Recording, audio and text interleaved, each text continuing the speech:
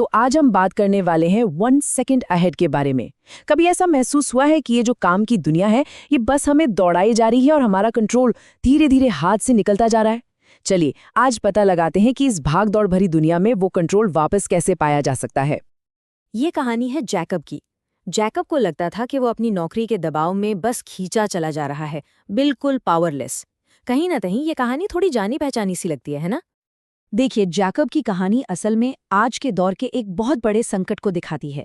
वो संकट है हमेशा ऑन रहने का। तो आज हम इसी लगातार बने रहने वाले प्रेशर से निपटने का तरीका समझने की कोशिश करेंगे। और इस संकट के लक्षण क्या हैं? सोचिए, चारों तरफ से डेटा की बाढ़, कभी न खत्म होने वाले ईमेल्स और नोटिफिकेशंस, काम और पर्सनल लाइफ के बीच की लाइन का मिटते जाना, और नतीजा हमेशा ऑन रहने का एक अजीब सा एहसास और कम समय में ज्यादा करने का प्रेशर। लगता है ना कि ये हम सबकी कहानी है। और इस प्रेशर में फंसकर जैकब ने वही रास्ता अपनाया जो शायद हम में से ज्यादातर लोग अपनाते हैं, सब कुछ एक साथ करने की कोशिश। ये एक बहुत ही नेचुरल रिएक्शन है, पर शायद सबसे अच्छा तरीका नहीं। और यहीं पर हम एक जाल में फंसते हैं जिसे कहते हैं मल्टीटास्किंग का मिथक। ये एक ऐसा इलाज है जो असल में बीमारी को और बढ़ा देता है, आग में घी का काम करता है। मजे की बात यह है कि मल्टीटास्किंग शब्द कंप्यूटर की दुनिया से आया है। देखिए, कंप्यूटर के पास कई प्रोसेसर्स होते हैं, तो वो एक साथ कई काम कर सकता है। लेकिन हमारे दिमाग का प्रोसेसर एक ही है, सिंगल फोकस वाला। मतलब हम एक के बाद एक काम करने के लिए बने हैं, एक साथ कई काम करने के लिए नहीं। सोचकर देखिए, किसी ने अपनी माँ के लिए ऑनलाइन गिफ्ट खरीदने का सोचा।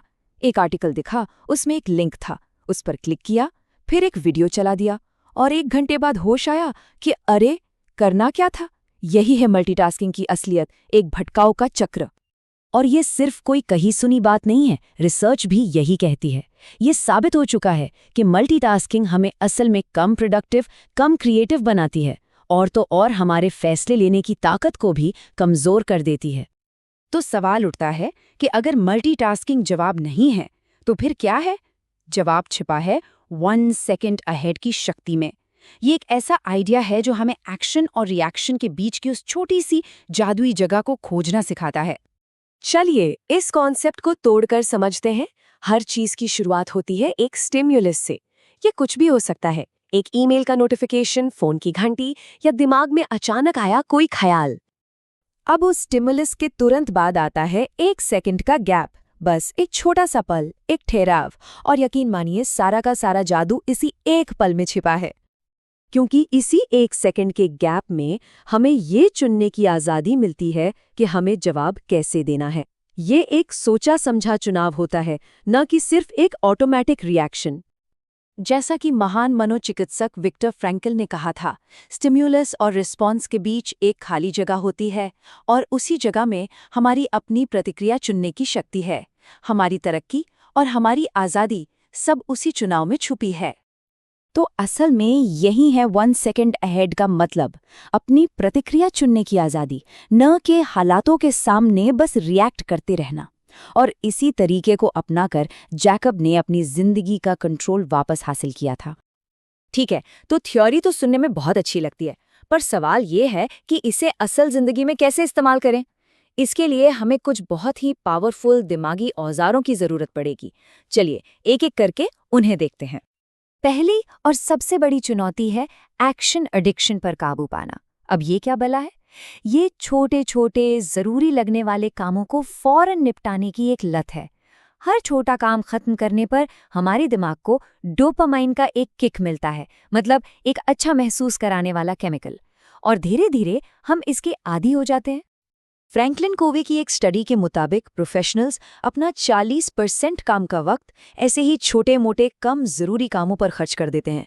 सोचिए जरा, ये 40% वक्त अगर ये वापस मिल जाए तो क्या क्या किया जा सकता है? दूसरा औजार है बिगिनर्स माइंड को अपनाना। इसका मतलब है हर चीज को एक नौसिखिए की नज़र से देखना, अपने पुराने अनुभवों और धारणाओं का चश्मा उतारकर चीज़ों को बिल्कुल ताज़ी नज़रों से देखना। इससे हमारे दिमाग की बंद खिड़कियां खुल जाती हैं।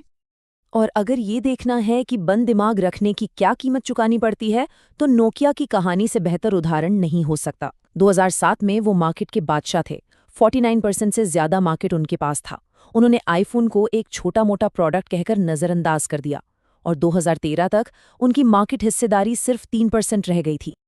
तो देखिए, ये जो औजार हैं, ये सिर्फ टिप्स नहीं हैं, ये एक बहुत बड़े बदलाव की चाबी हैं। ये हमें अपनी जिंदगी की पैसेंजर सीट से उठाकर ड्राइवर सीट पर बिठाते हैं। मतलब ऑटो पायलट पर जीने के बजाय अपनी जिंदगी का आर्किटेक्ट बनने का मौका देते हैं। फर्क बिल्कुल साफ है। ऑटो पायलट मोड में हम रिएक्टिव होते हैं, हालातों के शिकार और हमेशा भटके हुए। पर एक आर्किटेक्ट की तरह हम प्रोएक्टिव होते हैं, फोकस्ड होते हैं और अपनी प्रतिक्रिया खुद चुनते हैं। और हाँ, एक बात बिल्कुल साफ समझनी होगी, इसका मतलब धीमा होना बिल्कुल नहीं है। इसका मतलब है ज्यादा फोकस्ड और असरदार होना। ये सिर्फ दिमागी शांति के लिए नहीं, बल्कि टॉप परफॉर्मेंस हासिल करने का एक जबरदस्त टूल है। तो जाते जाते बस एक सवाल, अगर ऑटो पायलट मोड को ऑन ही छोड़ दिया तो इसकी अगली मंजिल कौन सी होगी?